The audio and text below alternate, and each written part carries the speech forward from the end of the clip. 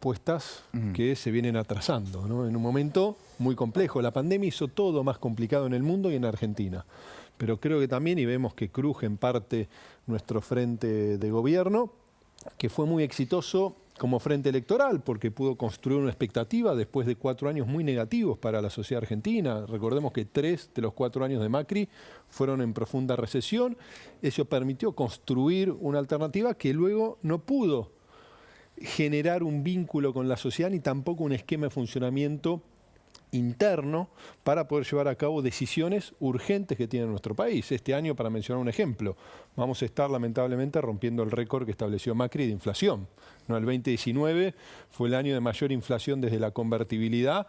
El 2022 lo va a superar al menos por 10 puntos. Y eso termina... Se queda corto probablemente. Bueno, al menos por 10 puntos. Eso termina impactando en la calidad de vida de todos los argentinos. Y no es algo que se pueda resolver mágicamente, ¿no? Y es un problema casi con exclusividad de la Argentina, ¿no? Más allá de la complejidad que hoy tenemos por la invasión de Rusia a Ucrania, todos los países con récord de inflación, hablamos de países con récord de inflación de 8, 9, 10% anual, ¿no? Nosotros vamos a estar superando el 65, hoy 70, en la región 72. tenemos más inflación acumulada en el año que Venezuela, solo para dar un dato. Bueno, y eso también creo que merece una reflexión de toda la sociedad, principalmente la dirigencia política, empresarial, del gobierno, pero no solo de este gobierno, porque la inflación no nació el 10 de diciembre del 2019. No, pero tampoco se agudizó. También se agudizó en la gestión de Macri, en cuanto a los indicadores que recibió. Entonces ahí tenemos que generar una respuesta que demanda consenso, que demanda la toma de decisión, sostener políticas, acordar. Creo que tiene que haber mucho más escucha y menos monólogo en la política argentina. Tiene que haber menos descalificación y mayores espacios de encuentro en temas que son centrales.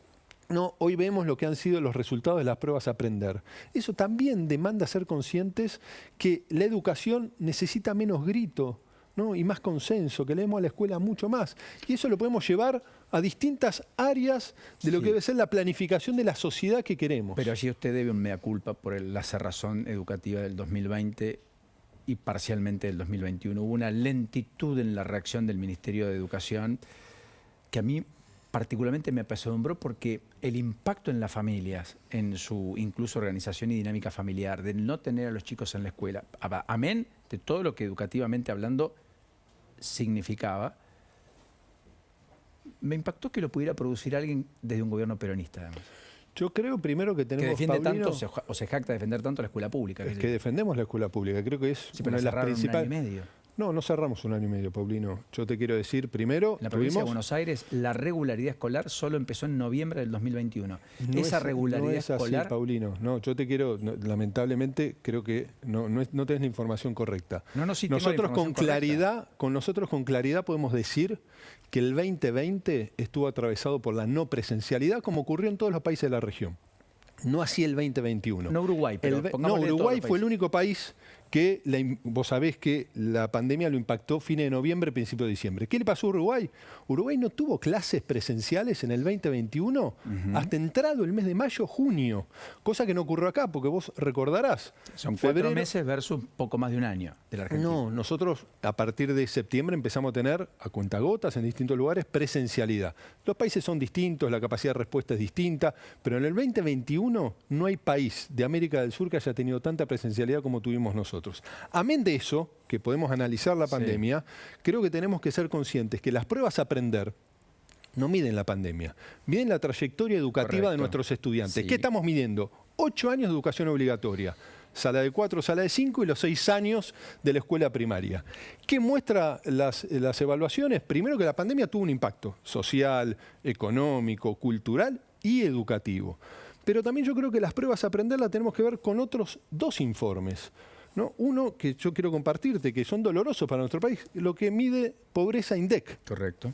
Nosotros tenemos 51,8% de pobreza en nuestros niños y niñas en Argentina. En todo el país. En todo el país. En el conurbano más del 66%. Bueno, por eso, en todo el país y en otros lugares llegamos en algunas localidades 7 de cada 10 niños. ¿Qué quiero decir con esto? Wow. La desigualdad es el principal condicionante de aprendizaje de calidad. ¿Cómo enfrentamos esa desigualdad? Bueno, con un modelo que implique empleo de calidad, progreso social, Y el otro aspecto, que también es central, y yo acá tengo un informe de CIPEC, para que no digan que es un informe del gobierno, inversión educativa, que es condición indispensable, pero no suficiente para una educación de calidad. Y podemos observar, ¿no?, cómo en Argentina se empezó a construir ciertos consensos que mejoraban la inversión, pero también que hubo caídas, ¿no? Y empezó a caer en el 2016, 17, 18, 19. Y también en nuestro gobierno, ¿no?, para que veamos lo que ha sido en la gestión. Este es el crecimiento que hubo entre el presupuesto 2020 y 2021. ¿Moneda constante? Moneda constante, el más importante interanual. Corrido de inflación. Corrido de inflación. Esto es CIPEC también. ¿Qué quiero decir con esto? Que nosotros tenemos que ser conscientes que para tener una escuela de calidad que le pueda otorgar a los estudiantes saberes valiosos para el mundo del trabajo, para ser ciudadanos plenos, necesitamos dos aspectos. Uno, un modelo social de progreso, porque lo que ocurre en las cocinas de nuestros hogares impacta en los aprendizajes. No aprende la misma, voy a decir una obviedad, pero a veces tenemos que ser obvios. Acá está Carlitos Regazzoni, que habitualmente lo dice, lo menciona. No da cuenta de ello. Un niño que duerme con frío y come salteado no aprende igual que tu hijo, que mis hijos.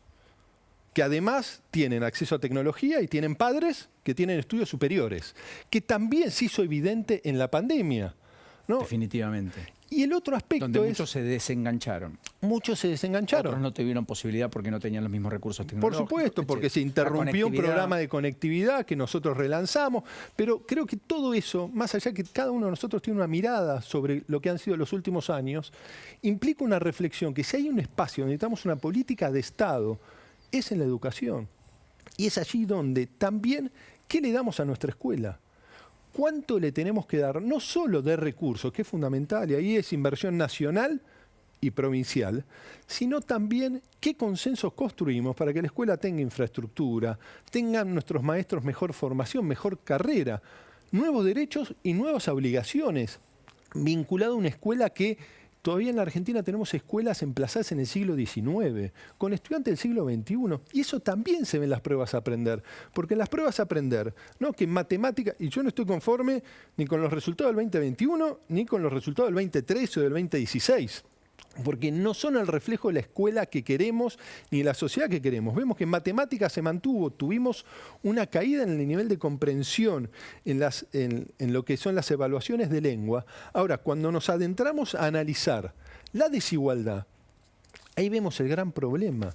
Cómo aprenden de manera distinta los niños de sectores medios y altos con los niños que están en situación de vulnerabilidad de sus derechos. Lo hablábamos ayer con Eleonora, que además hacía foco ahí, porque es muy importante eso que usted marca, porque esa desigualdad, quiero decir, el sistema educativo fue igualador. El guardapolvo era la idea de que todos teníamos un atuendo común, pero era más que un atuendo común, era la idea de que entrábamos a la escuela y que salíamos con igualdad de oportunidades porque habíamos hecho un recorrido donde, viniendo desde lugares desiguales, nos unificaba la educación y nos ponía a los 17, 18 años en perspectiva en una condición similar para afrontar un título universitario o la vida laboral, ¿correcto? Un oficio, un aprendizaje, lo que fuese. Yo creo que eso se rompió. Yo fui a escuela pública, ¿no? Yo creo que eso se rompió en nuestros hijos. Algo nos debe interpelar de eso, más allá de que hay mucha escuela pública de mucha excelencia también en muchos lugares, y que uno, por más que envíe a sus hijos a la escuela privada, tampoco le garantiza resultados tan disímiles.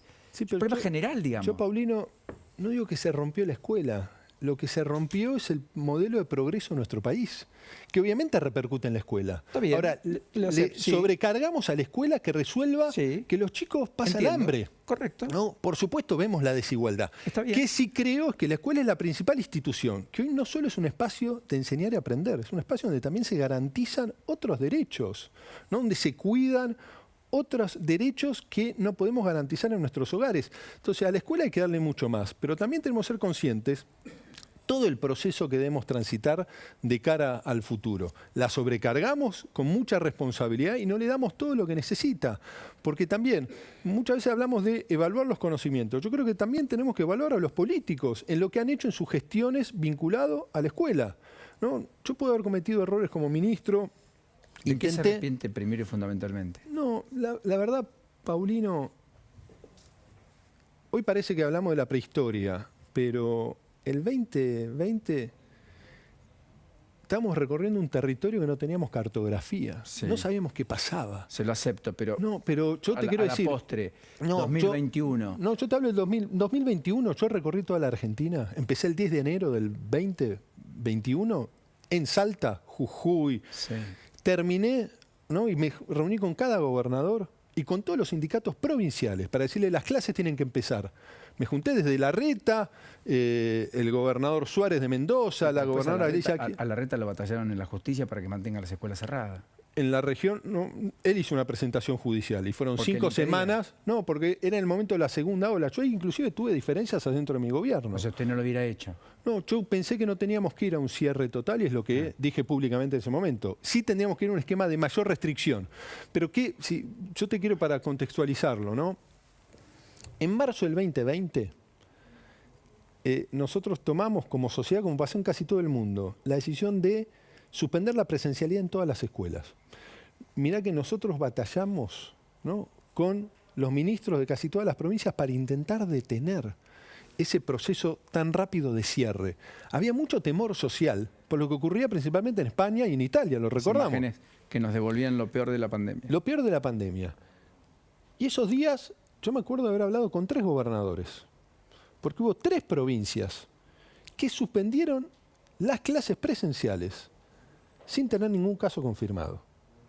¿Y por qué hacían esto? Porque tenían mucho temor de lo que podía pasar. En la provincia de Buenos Aires hubo ciudades enteras que durante 5 meses no tuvieron caso y no tenían actividad. No, bueno, es lo que pasaba. Yo estoy hablando de lo previo. De tierra y eran todos delincuentes. Es lo que pasó. No, pero Paulino, es lo que yo te estoy explicando, lo que era el comportamiento. ¿Qué aprendizaje logramos?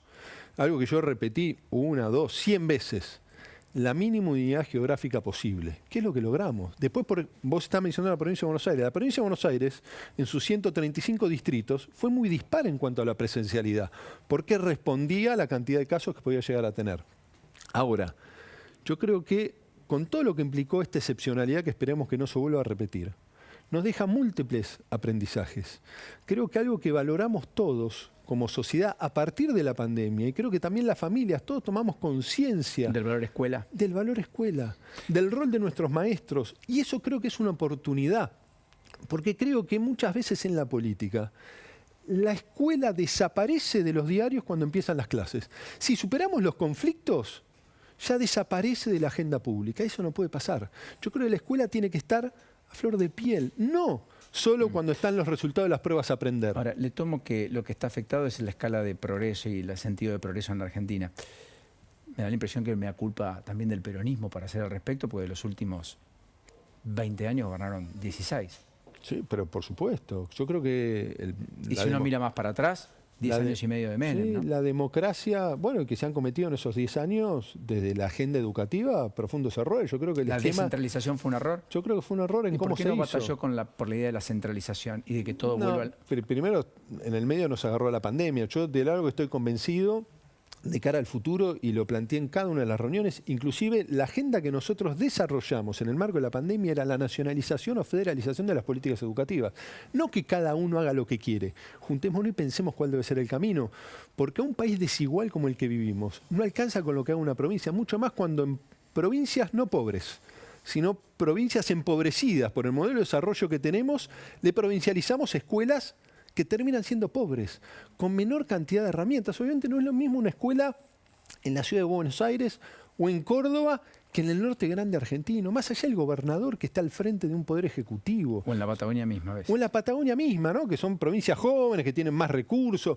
Entonces, creo que ahí tenemos que tener una clara mirada, porque para nosotros romper las asimetrías, la desigualdad, necesitamos una convergencia de desarrollo, porque inclusive cuando Argentina creció, las diferencias no logramos que se reduzcan en la Argentina. Sí, es cierto. Nicolás, 2 preguntas finales. Ayúdeme con la brevedad. ¿Usted cree que está roto el Frente de Todos o no? No, no creo que esté roto. ¿Y Sí creo que el presidente tiene una enorme responsabilidad en convocar a todos los integrantes del Frente de Todos. Por eso es el presidente. ¿Cuánto hace que no habla con él? No, desde antes de irme del gobierno. ¿Desde antes? O sea, que usted no habló... No hablé con él, no. Mi vínculo, yo lo dije en varios lugares. ¿Cómo se fue? ¿Renunció usted o le dijeron...? No, a mí me comunicó Cafiero que iban a hacer un cambio en el Ministerio de Educación. ¿No lo llamó el presidente? No, pero no hablaba desde antes, ¿no? Yo tuve diferencias con la presencialidad en su momento, y la última diferencia que yo lo dije públicamente, que quizás quebró nuestro vínculo, nuestra mirada sobre la realidad, fue su comportamiento frente a lo que fue el rol de una maestra en La Matanza. ¿no? Que él cuestionó lo que fue mi postura pública al respecto, que Cuando yo sigo usted se sosteniendo. quejó de que alguien la estaba adoctrinando. Como No, yo no me quejé, yo lo que dije que era un comportamiento que no podíamos permitir. Radetich era, ¿no? No recuerdo el nombre de la maestra, más allá que Radetich. me parecía a mí importante dejar en claro la postura como ministro de Educación. Que no de puede nuestro- una docente hacer lo que había hecho. No, y eso- tratar así un estudiante. Y el presidente tuvo una mirada distinta, pero más allá de eso, que es una anécdota, yo creo que el presidente tiene elementos para poder convocar a todos los actores del frente. ¿Aún hoy? Aún hoy, sí. Usted dijo que hay que escuchar más. ¿El presidente escucha poco? Yo creo que escucha poco y se tiene que abrir más, tiene que escuchar más a la vicepresidenta, al presidente de la Cámara de Diputados, a los gobernadores. Nosotros ganamos las elecciones porque nos pudimos reinventar frente a lo que fue el fracaso de un gobierno anterior, ¿no? El de Mauricio Macri. Sí, parece que Macri repatrió a Cristina y parece que ahora Alberto está repatriando a Macri. Bueno, es o que- le está dando una chance Es electoral que Paulino, yo siempre repito que la oposición nunca gana una elección, la pierden los oficialismos. Nosotros ganamos porque perdió Macri. Si Macri hubiese sido un presidente que y le aún llevaba con bienestar, 41% de los votos. y sí, Vale la pena decir. pero perdió las elecciones. Sí, claro. Entonces, me parece que es el presidente el que tiene que regenerar el vínculo en el frente de todos para que seamos un espacio que dé las respuestas necesarias. El presidente de la campaña, y yo coordiné sus equipos técnicos, repetía una y otra vez: no nos preguntemos de dónde venimos, sino hacia dónde queremos ir. Estamos interpelando a la sociedad a una nueva etapa. Y ahora estamos volviendo a hablar del pasado. Estamos hablando del pasado, y ahí todos tenemos responsabilidad, también lo tienen los medios de comunicación, ¿no? Estamos en una sociedad crispada, ¿no? Entonces creo que también, frente a los desafíos que tenemos, porque la dirigencia tiene una responsabilidad, las malas decisiones de la dirigencia impactan en toda la sociedad. Y las malas decisiones del oficialismo son a la sociedad mucho más caras que las equivocaciones de la oposición. En todos los casos, siempre. En todos los casos. Lo último, ¿lenguaje inclusivo sí o no? No, lenguaje inclusivo con 51,8 de pobreza O sea, es un problema que está 28º en la lista de prioridades. Ahora, yo no estoy de acuerdo en prohibirlo. Yo creo que el lenguaje inclusivo nos ha permitido visibilizar sectores de la sociedad que no se sentían parte en el uso del lenguaje. Ahora, tampoco hoy le cambió la vida. no, por supuesto que no, pero está visibilizando. Cuando nosotros visibilizamos, empezamos a cambiar ciertas conductas y eso ha sido positivo. ¿Qué visibiliza un lenguaje inclusivo que habla No, pero- mal la lengua castellana tan No, rica? primero, cuando hablamos, y yo lo veo con mis hijos adolescentes, Sí. ¿no? Mis hijas no se sienten incluidas en el masculino genérico. Y está bien que así sea, que ellas piensen que... En chicos, en animales. chicos, no, chicos y chicas, digo, para sentirse interpelado. El lenguaje no es solo lo que pensás vos. El lenguaje también es lo que piensa el sujeto al que Sí, uno claro. se refiere. Si Y por no ahora quiere decir- convalidamos que eso es una pantalla, es pantalla. No, si pero para me vos parece, es una Paulino, pero orquesta, no tenemos un importa problema. lo que, no importa, yo no uso lenguaje inclusivo, ¿no? Pero no importa lo que hagamos nosotros. Importa cómo se siente aquella persona que no se siente incluida o interpelada. Pero además, yo lo que sí creo, Paulino, es que la prohibición no es el camino. Y número dos, que no hay ningún estudio que marque que estos problemas que hemos tenido en las aprender se Coincido. ha vinculado Coincido. a el En un lenguaje todo. inclusivo. En un todo. Y lo que sí, si tenemos una preocupación, el primer programa, yo como ministro que puse en movimiento nuevamente, es el Plan Nacional de Lecturas. Queremos que mejore la comprensión de texto. Le pido y lo hablé con los gobernadores, en su momento con los Apuntalemos ministros. la lectura. La lectura recreativa en voz alta en el aula. Correcto. Distribuyamos libros. Con todas las editoriales argentinas nosotros volvimos a distribuir libros en las escuelas. En el 70% de los hogares que están en situación de pobreza no hay libros. No se le lee a los chicos. Y esa es la diferencia que marcan los aprendizajes en los 14 años de educación obligatoria. En esas pequeñas cosas está Probablemente la están transformación social. Me quedan muchos temas, pero le agradezco enormemente. No, gracias a vos por tu generosidad. Hemos hecho un impas casi en la dinámica y la vorágine periodística, pero bien vale. De estos temas siempre cuento con